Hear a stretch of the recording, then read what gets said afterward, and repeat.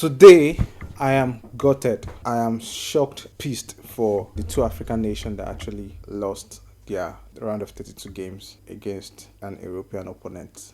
I am totally gutted. Hello, guys. Welcome back to AfoSport, where we give you quality football analysis.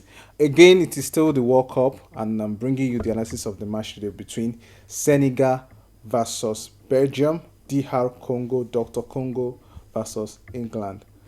What's a wonderful game of football. The two games were so beautiful, they were so lovely. It was hand to hand.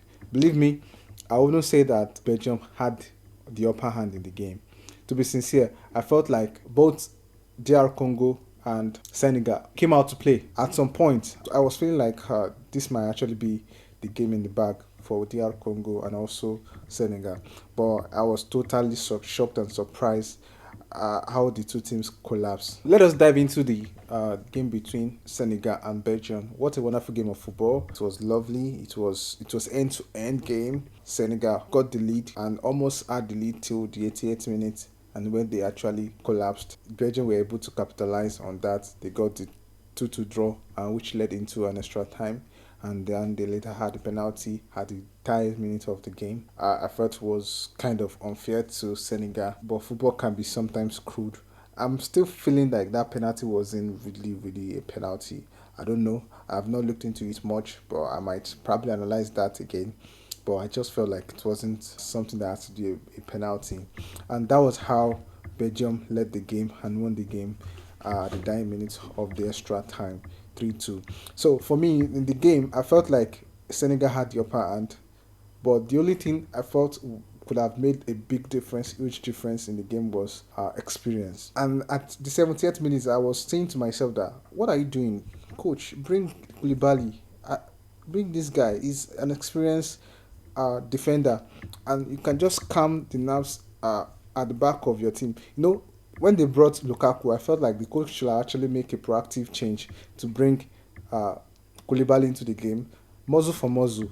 You saw how Lukaku was able to outmuzzle the defender, and I felt like that could have actually be change that could have happened in that game entirely. So I was totally gutted and surprised that the coach didn't make that change, which I felt like could have been something to balance the defense for the team, because at that point you were leading 2-0. All you need was just to keep the pressure that the Belgium will be bringing at bay. Bring an experienced defender. I don't know if Koulibaly was injured or not, but I felt like that moment could have actually made a big change in the game. We saw another giant of Africa going home at the round of 32.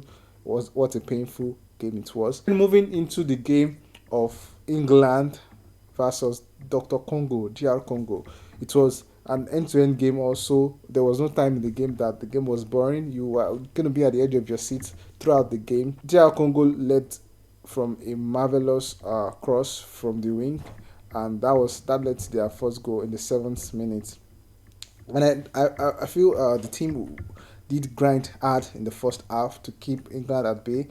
Kudos to the keeper. What a marvelous performance from the keeper. It was so good that even the assistant coach of England said that it was the man of the match up to that point. They went to the second half. I felt like DR Congo should have showed initiative to just keep their calmness also in that period of time, because we saw what they did against Portugal.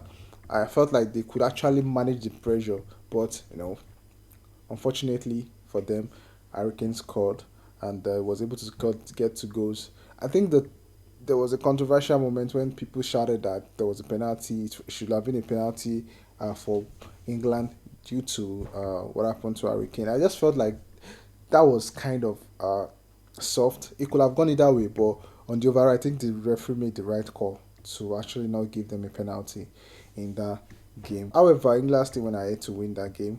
Congratulations to them, kudos to them. Now they're in the round of 16. Let's see what they're actually gonna do next. But I just felt like Tuchel needs to praise up. That was the same thing I was saying against Germany when they crashed out against Paraguay. Paraguay, man for man, player for player, Germany was gonna beat Paraguay. But then there was one thing: they were not delivering to that level they were supposed to get to. So they will start facing tougher opponents now, and I feel like they need to show some grit Tuchel needs to get his hearts together, unless he's going to be leaving the tournament shockingly. Teams needs to show some consistency in their game. I felt like England is not progressing in terms of their performance from the group stage. They were just grinding out results dodgingly, and I felt like that is not a sustainable approach to the game. That's just my view in the game. England really, really want to do something. They need to take initiative now, because if they play like this, like they did in the first half, they might not be lucky enough to be in the quarterfinals. Tuchel did make a change, bringing in Gordon, which was the guy who did the two assists. Congratulations to England, now in the round of 16. Round of 16. Let's see what they will do. And congratulations to Belgium, to African team, and to Senegal and DR Congo. You left as a warrior, and let's keep grinding. Let's keep making African football proud. I believe African will still put their hand on that major trophy soon. Soon they will lift that eluding trophy. And that's all today on AfoTalk Sports. See you on the next one, guys. And like, share, and subscribe. Please, guys. Please, please, please. Let's get to 100 subscribers as soon as possible. I love you all, guys. Please, let's get to 100 subscribers. See you on the next one. Thank you.